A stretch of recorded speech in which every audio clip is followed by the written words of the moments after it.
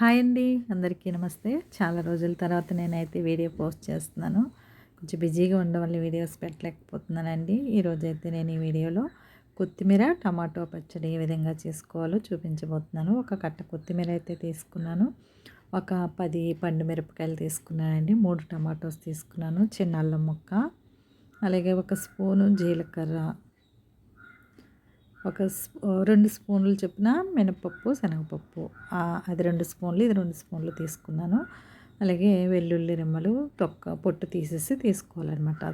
తర్వాత చిన్న కడాయి పెట్టుకొని ఆయిల్ వేసుకోండి. మనం తీసుకున్న క్వాంటిటీని బట్టి నేను మినపప్పు, శనగపప్పు వేస్తున్నాను. కొంచెం పెద్ద కట్టే అది, అందువల్ల 2 స్పూన్స్ వేసానండి. శనగపప్పు 2 స్పూన్లు, మినపప్పు 2 స్పూన్లు వేసాను. మినపగుళ్ళు వేసాను అనమాట, చాయ్ మినపగుళ్ళు.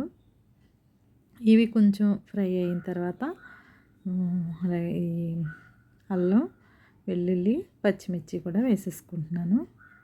అలాగే జీలకర్ర కూడా వేసేసుకోవాలి. ముందుగా ఫస్ట్ జీలకర్ర వేసానండి. జీలకర్ర వేసిన తర్వాత పప్పులు వేసాను. ఇవన్నీ కూడా కొంచెం దోరగా ఫ్రై అవనిద్దాం. ఇవి పచ్చిమిర్చి వేసుకోవచ్చండి. నా దగ్గర పండు మిరపకాయలు ఉన్నాయని వేసాను. మీ దగ్గర ఏ పచ్చిమిర్చి ఉంటే పచ్చిమిర్చి వేసుకోండి. తర్వాత టమాటోస్ని ఈ విధంగా 4 బద్దలుగా కట్ చేసుకుని వేసుకోవాలన్నమాట.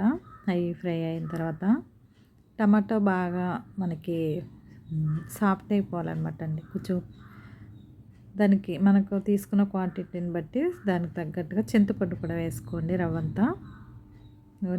కొత్తిమీరని శుభ్రంగా కడిగి పెట్టుకున్నాను. ఇదిగోండి, ఈ విధంగా టమాటాలు మెత్తగా అయిపోవాలి, బాగా మగ్గనివ్వాలన్నమాట. మూత పెట్టి సాల్ట్ వేసుకొని అవి బాగా మగ్గిన తర్వాత మనం శుభ్రం చేసుకుని కట్ చేసి పెట్టుకున్న కొత్తిమీరని వేసుకోవాలి. కొత్తిమీర ఎక్కువ ఫ్రై చేయ అవసరం లేదండి, లైట్గా ఫ్రై చేస్తే సరిపోతుంది. పురుగు మందులు అవి వేస్తారు కాబట్టి కొంచెం బాగా నీట్గా ఎక్కువ సార్లు కడగాలండి కొత్తిమీరని. తర్వాత సాల్ట్ వేసుకోండి టేస్ట్కి తగినంతగా. తర్వాత దీన్ని రోటి ఉంటే రోట్లో దంచుకోవచ్చండి. మాకైతే రోలు లేని వల్ల మిక్సీ పట్టాను. కచ్చాపచ్చాగా పెట్టుకోండి. తర్వాత దీన్ని పోపు వేసుకోవడమే.